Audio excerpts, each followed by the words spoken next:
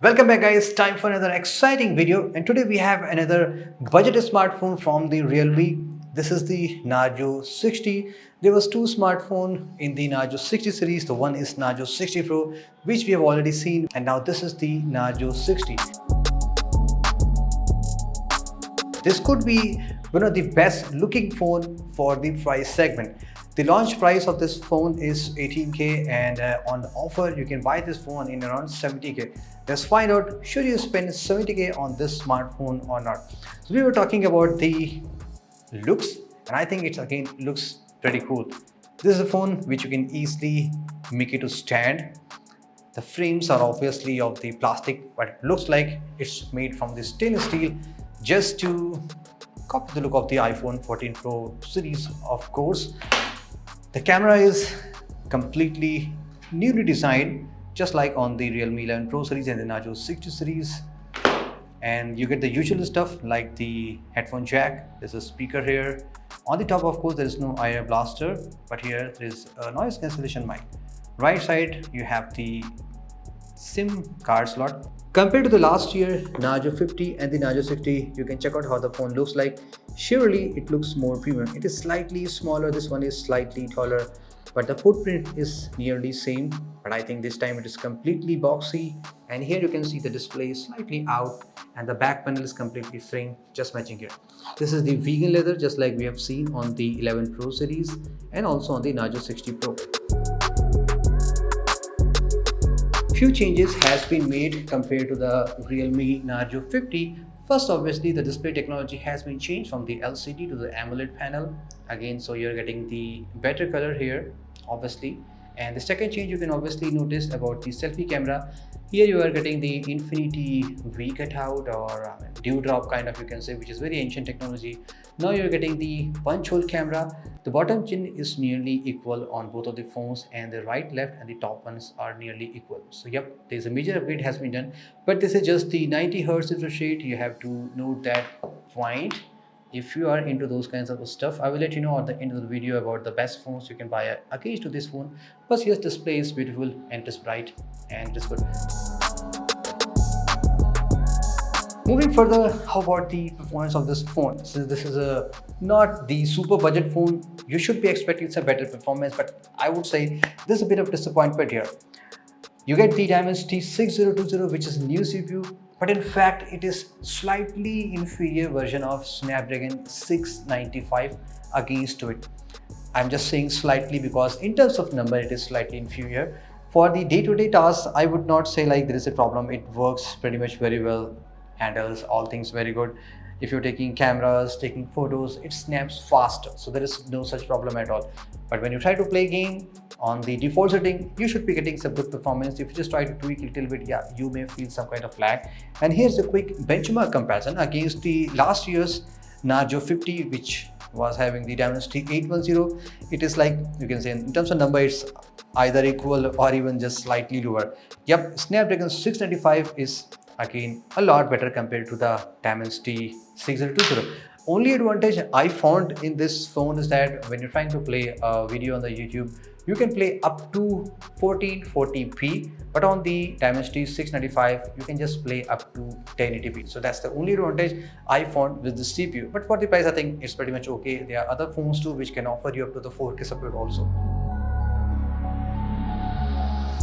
This is the Realme UI 4.0 based on the Android 13, and you are getting so many pre-installed applications. For example, I haven't installed any of such applications like the Candy Crush and all these things.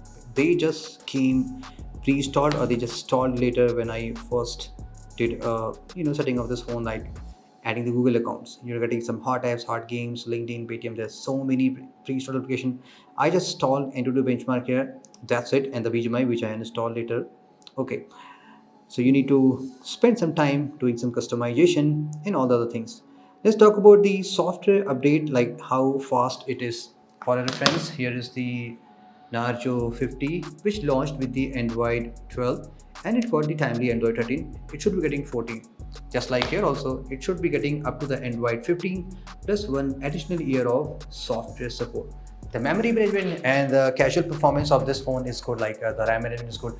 I did not find any problem. The only problem I found, like the number of pre-install application notification, which is just too much. So you have to note that point, right? First, you're getting the dual camera setup here, 64 plus 2 MP. The 64 is the omnivision sensor, which is very old. Like I think Realme is using since the days of the Realme GT, the briefcase edition. Very old camera sensor. I'm not sure about the version, but not the Samsung, not the Sony yet. Okay, let's talk about the photos quality. Couple of samples I'm showing you here. So what are my observations is the camera is that, like, it's not going to show you a very vibrant or oversaturated shot, which is like very common nowadays using the AI effect. It just tries to show you the natural looking shot. Sometimes you get a lot of good details, sometimes details are missing. So that kind of situation you can face here. And on the zooming capabilities, yes, it can do a lot of zoom, and you can go up to the 20x, and I would say the quality is again not that bad. This is the best part I would say about the Realme phones. They do a lot of good zooming, even though there is no optical zoom here. That's the best part. Let's talk about some indoor situation. Yes, on even indoor, you can see there is a bit of noise, even though there's a slightly dim environment, but it takes some nice shots. In the complete low light, I would not say this is even the best camera phone. It just takes normal photos on the low light. Even though you turn on the night mode, you're not going to get some spectacular results. So for this price segment, I would say low light is not very crazy compared to the Narzo 60 Pro, which can take some magnificent low light shots. On the video capability from the rear camera, you can just fill up to the 1080p videos. Yes, there is no OIS. Also, there is a bit of support of AIS, so there will be some shake effect. And yeah, quality is kind of okay. You cannot expect much more than that. On the selfie side, you're getting the 16 megapixel selfie camera. Quality is again decent, not that bad here. It just takes nice selfie. So for the camera department, I would not say it is one of the best camera shutter for this price segment. You can just take some casual shots. You're getting the 5000 milliamp battery, and in the box you're getting the 67-watt charger. Takes some bit of time to charge the phone completely, but the backup is very excellent. Like you can get easily up to 3 to 4 days from mixed to casual usage. For the super heavy user, you can go up to the 2 days. In this regards, this phone is doing a very good job.